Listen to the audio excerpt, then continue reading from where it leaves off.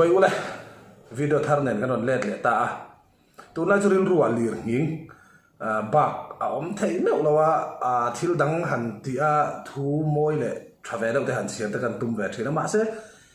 enge a hai khim khim poi kan rin ka hai thei lawa Facebook lawa han lu ti la WhatsApp han lu ti la shipui ni lo chuan lir nging ani deuh ngat ngat to maya cái mà ni kan u nau te ka mel rian thiam tha tak tak te om ve khom na lo ni box si nen so ta tui pui ra tlang tung cái mà lu sim sim hen ka ngai tu ve to ni chu chu tiang ang ani wang chuan thil dang hian ril ru ye lua lei thei lo wa tun chu ma po hian kan la biak po lo dung tlang wang chia te khatiang ang hun kan la biak po lo ho ate kha lei thum te tiếng hậu kha kan han be pop le an ni pon lo tur na sakhot maya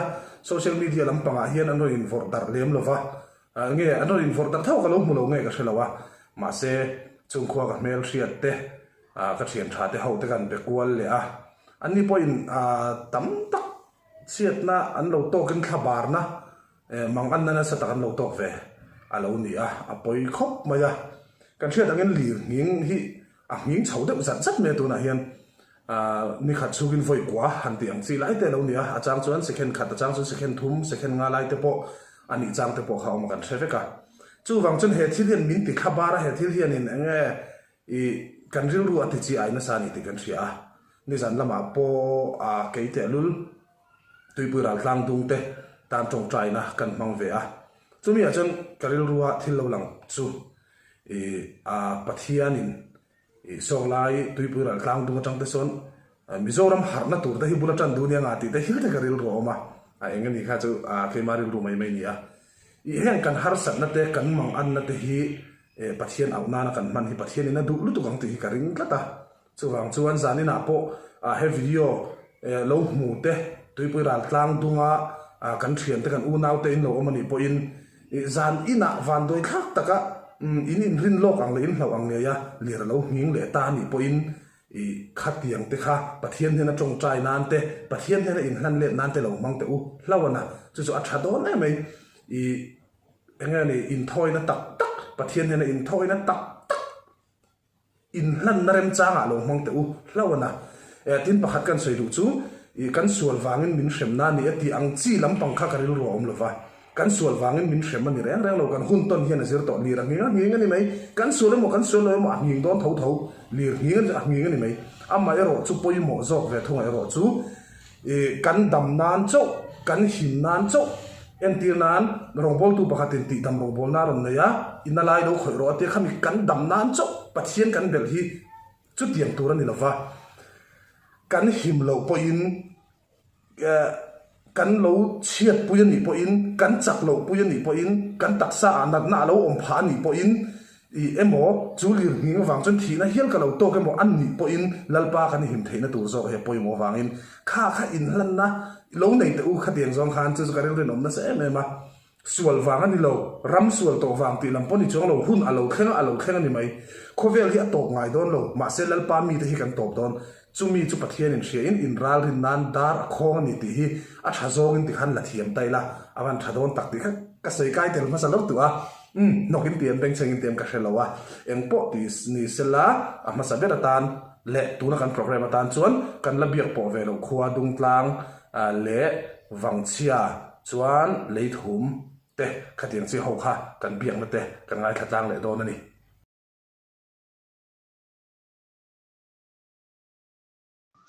Hello.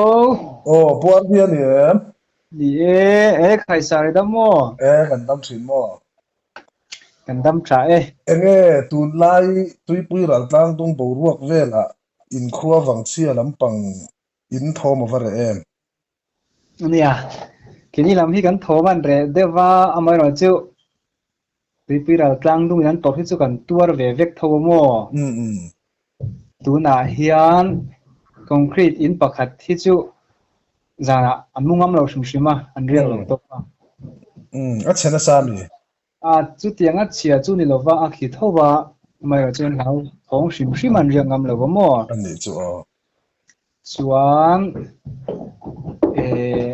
community hall brick ram an khideu te YMA library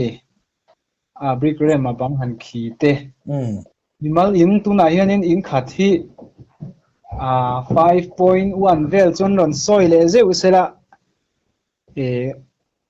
a chim to mai anga kan tia chu diang khop chun a kaw na save to mo ani chu ni chu pakhat kan neya aba khi chu khi te hi chuam ve a na sari tuklova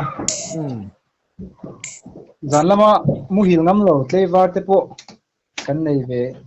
zeu bokamo enge hanin men pui le ti vel te omen in men pui tak khi chu kan nei chia lo ma ni rem siat danin an in boy pui vel mai ni mo tu na ri chuan ani chu enge malak tum na te omen boy me la matangin la me lo media hi chuan ke mani kho group a te hi chuan har san na tuk inom chuan wena shoi tu te hne na arang thei ang perin phone bang point report ru weme ang mani tran pui tu chewin kan om range kan tia chuting chuan thu chho de chu kan siam mo ani chu ni chu enga po chu ni selangin report thada min lo pe lo mo me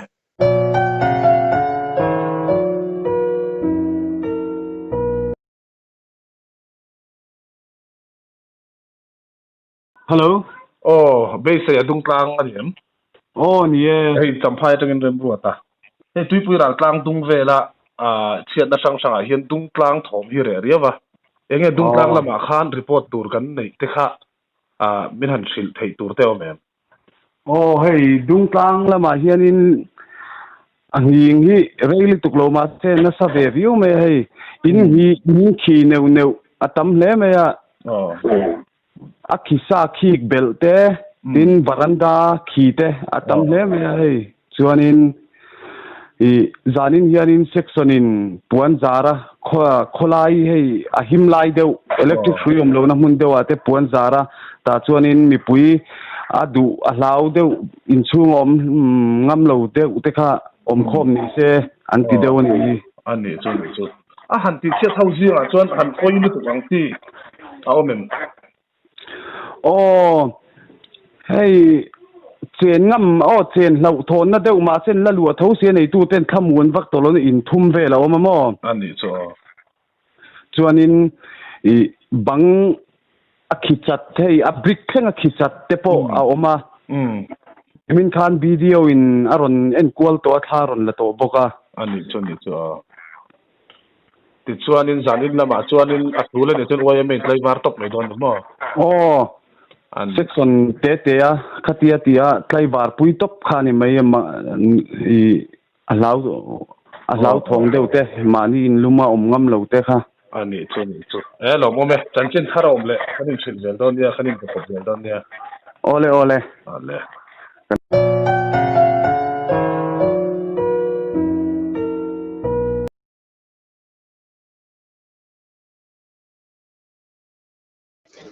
hello hello pubiang aniam ni heta champhai atangin chandon de roi che lei thum lampang hi tun ni som ni pakhat lai le ni som ni pahni bor vela le ngi nga chang khan in thom hi re de riawin kan sia khalam chanchin khani ve ti te kan ron ngai ve na ni he hey ni zan ta khat le minute nga ran sok le khan at rin ai ran sok na ang reng le khop maya an in ma sa an ti che de wa kha sok na wangin tu na hian luangam lovin an do na an in han in pok lok na tu oi men voi ni hian an saka soan ta khone thiar lu tangan wal mai do na ni ani chu mun dang chu tiang chumi lo boina tok deuh dang chumi lo chu zan da thuma ron sok nun le khanin kha na le de wa in pakhat an sak mek la lu lo hi a bang so tem an khile de boka chu boka chumi in hi de chu an ni de mai atun din phana chuan ani chu engemo zan lam pangai mani in chunga riak ngam lowa kot zol vela han riak chho ang chi te kha kan nei ve kan nei san lowa amai ro chu hei mi an lo tha bar de wa wang hian voi ni atang chon YMA in mual rem chang a hian in sai la ta hianin tu ron am sala oi me nula tangwal zanin chu in duty taiwal tran tengu an te hi in an sa zo che ni tun an ni chu lir nging po zi om lam panga pan tura nga ina report Ni, thadak min lo pe kan nom tu ke alle hian zanina an tia na tan an in bok lai lo na tan oi mei buk te an han za sak le zanina tang chuan hata thamuang takin anam thei daw na ni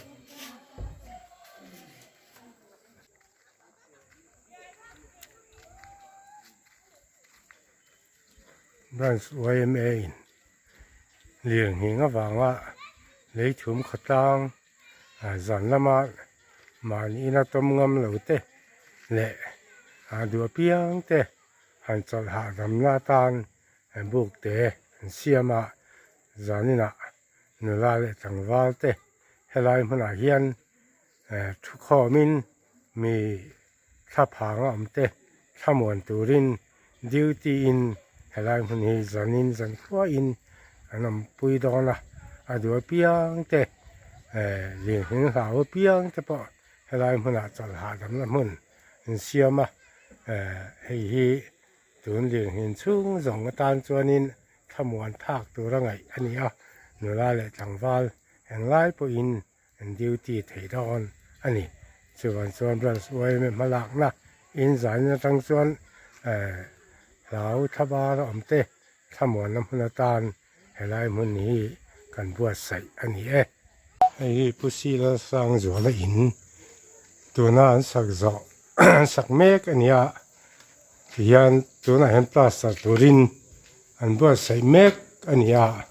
amaro chu nizan lian hing khan aron soi na vele tlat maya ti hian an bang then khat chu an ong le tana hei the phu thei ta chu wang chuanin lo khop maya chuan he ta an bathroom turan buat sai te poi ti hian kitchen chua maya ni za na ron che dar thum ve la ron che khan ron ti chele chi te chuan kan khuang chuan in ni hi aron ti chiat deu chuan ni mai ye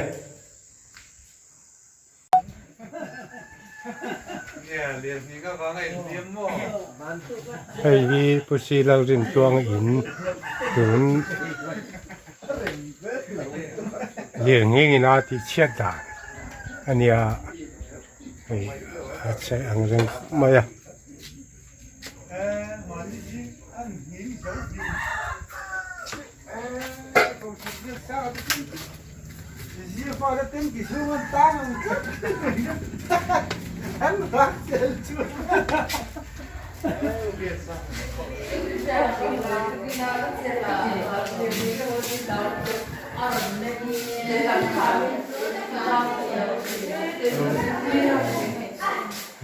yan helai te yan signal boka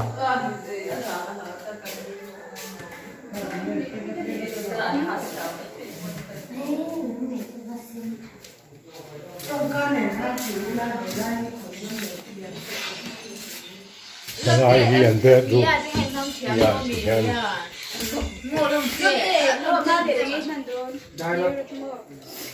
Dirot khatu ari ya che mei che tu mas abon dong tu ngai ngai tu man thiang ngai nó chiếm nó riêng này in farm thu da ngai ro pai da ku pai da ji do ha ha an in chiat dan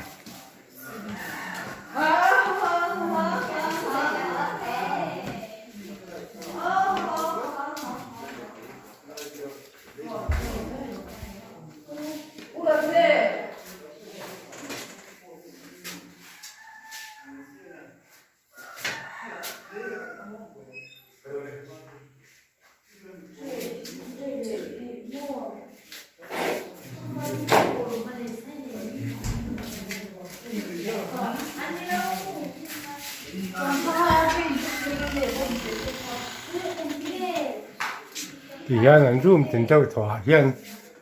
khi chat nuai mai ni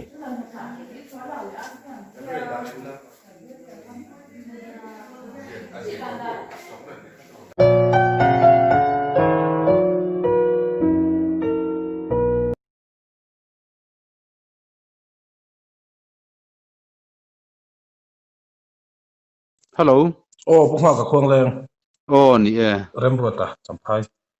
ole. yang nghe kan vare em mà ni som ni vel bor in chan chin bak kha eng ma chan chin hi kan nei le talem lo mi lir hin vel chung changa hian va pha yang chi le kha zan lama khan mu hil ngam lo pon an te chu khan tiang chi te khobung te tin ba ka ron sok non le te nang mani lam pang khala nei em ti vel kha yang nghe report tur kan nei Eng lo thowa. Ngin te chu rong hing ve zel thowa ni jana te po ngin chu mo. Mà se lao tok te hi chu kan thowa. Mi puya hianin ni jana te po khan zan re te po ange ni han mut re deuh ang chi kha chon tho. An ni chu we me ve la tang chon at khan hanin min pui vut vut la ti lam kha kan nei lem lo ni ma Nei lem lo o. Atlang pui tho in ange ni atam tak ta chon a khet po kan lo khelem lo mo kan mu ve mai thowa. An ni Mu thei lo tok te chu tlema jok ta chu an to mai. khong leng lam panga chung kan zia deu ni mo Anor pui ang he chon kan boi loi lo deuh. an ni chu Angin angai thei o. le chu tiang ang eng mo di thil thar deuh kan nei le karon be pop zeu ang che Ni ole. le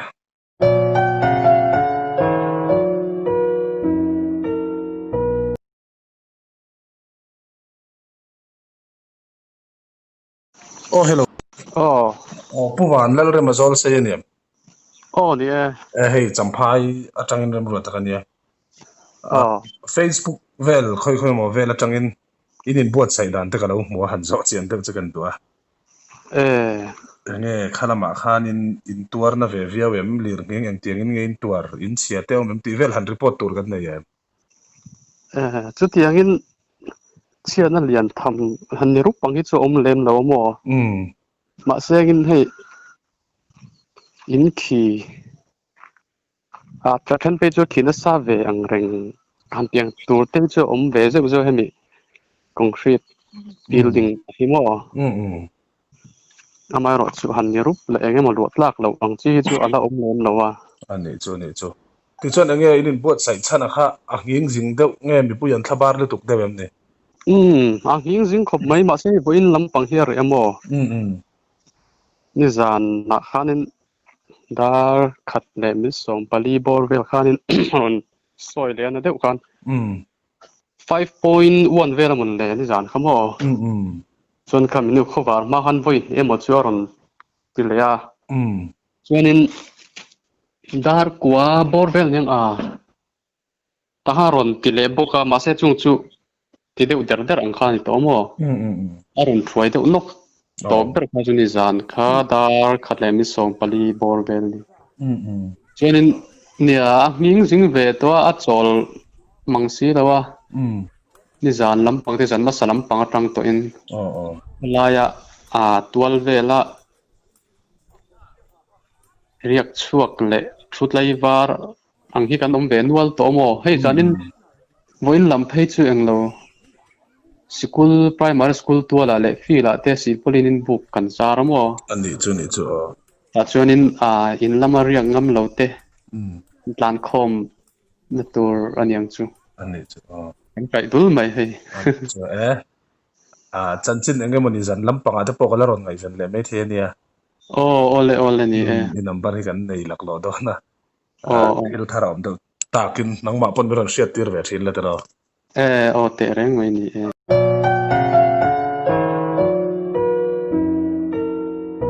ole khatiang te kha ni zan lampang le hun ma salama kan la biak po lem lo te kan biak po thei thar te chu an lo le ta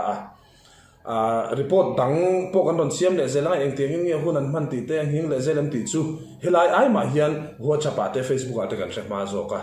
chu ti rol chuan kan program te lo clear ve no mani chun hei pakhat thil atop na han sei lok ta du coronavirus wangin covid-19 wangin boina kan to ka chu covid-19 chu kan sum le pai in alei zo lova ati dam na turin ke ma ni thu ni lowa ma nin kan in veng thailo dam toy voi ni thlen lam chuak lo en kol chu dam tam tak om to ma se chuti rualin lir nging alo ni le a he lir nging hi alo tho che hian thil pakhat an ti ma sak ber chu